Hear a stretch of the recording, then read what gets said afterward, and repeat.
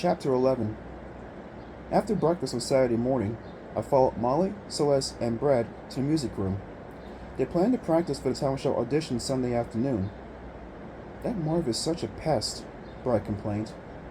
I just told them how Marv was trying to fab me up for his mother. Did Marv try to give you fudge too? I asked Brad. He shook his head as he clicked open his violin case. No. I was practicing my violin piece yesterday, Brad said. Marv came into the music room. He wanted to try my violin. Molly had her violin raised to her shoulder. She had started to tune it. What did you do? She asked Brad.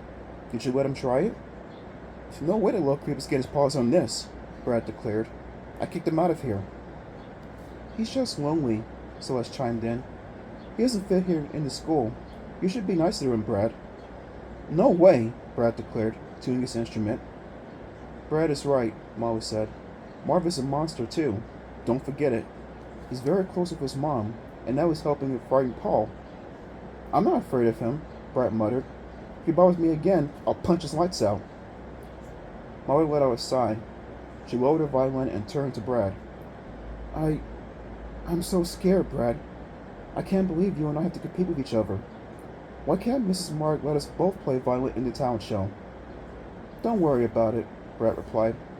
I'm sure you'll find some other talent after I win the audition tomorrow. She stared at him in surprise. Brad apologized. Sorry, I'm just trying to keep it light. Wow, everyone is so tense. Of course we're tense, Celeste exclaimed. Someone is going to be eaten. Maybe someone in this room. I saw something move in the window of the music room door. I turned and glimpsed Marv, staring in at us with those round, black marble eyes, just staring at us so coldly without blinking. I shivered. Marv moved away. When I turned back to my friends, I found all three of them studying me. What about your talent? Celeste asked, peering at me over her eyeglasses. Yes, what are you going to do, Paul? Molly asked. I shrugged. I don't know. I stayed awake all last night thinking about it. And? Brad demanded. He scratched his spiky brown hair. Well, maybe I'll tell jokes, I said. You know, do a stand-up act. Bad idea, Celeste replied. If your jokes don't make the audience laugh, Mrs. Mark will put you at the bottom of the chart for sure. Yeah, it's too risky, Brad agreed. Then what am I going to do? I cried shrilly.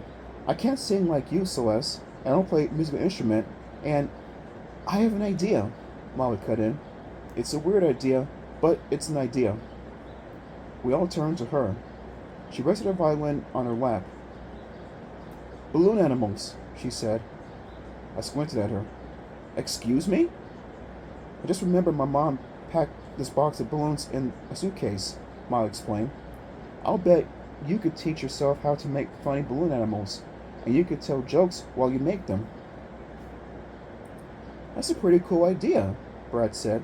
It could be funny. Yeah, better than just standing up there telling jokes, Celeste added.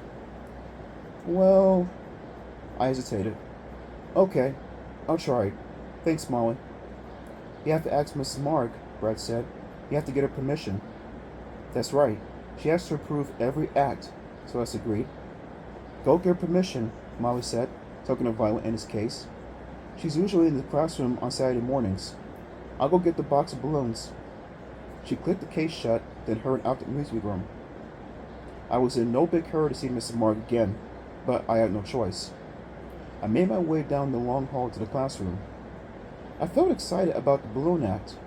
I knew I could do some funny balloon animals. I knew I could do an act good enough to keep me from the bottom of the food chart. I took a deep breath and stepped into the darkened classroom. Mrs. Mark? I glanced around. No sign of her. The lights were off. The blinds were pulled shut. I clicked on the ceiling light. Anyone in here? As my eyes adjusted, I glimpsed the food chain chart at the front of the room. Whoa! I let out a cry. My name had been moved down, third from the bottom, right above Molly and a boy named Peter Clark. Why did she move me down so low? I wondered. Because I refused to eat Marv's fudge? Because I tried to use the phone? Just because she doesn't like me? You're not going to get me, I said out loud. I won't let you. I turned to leave, but something in the back of my room caught my eye. The bunny cage. The door stood open wide. Where was the bunny? I took a few steps toward the cage and stopped. Oh! I let out a sick moan when I saw the thing on the floor.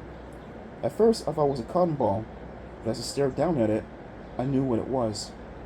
A fluffy white tail. A fluffy white rabbit tail. The bunny was gone. Eaten. Mrs. Mark was working her way up the food chain.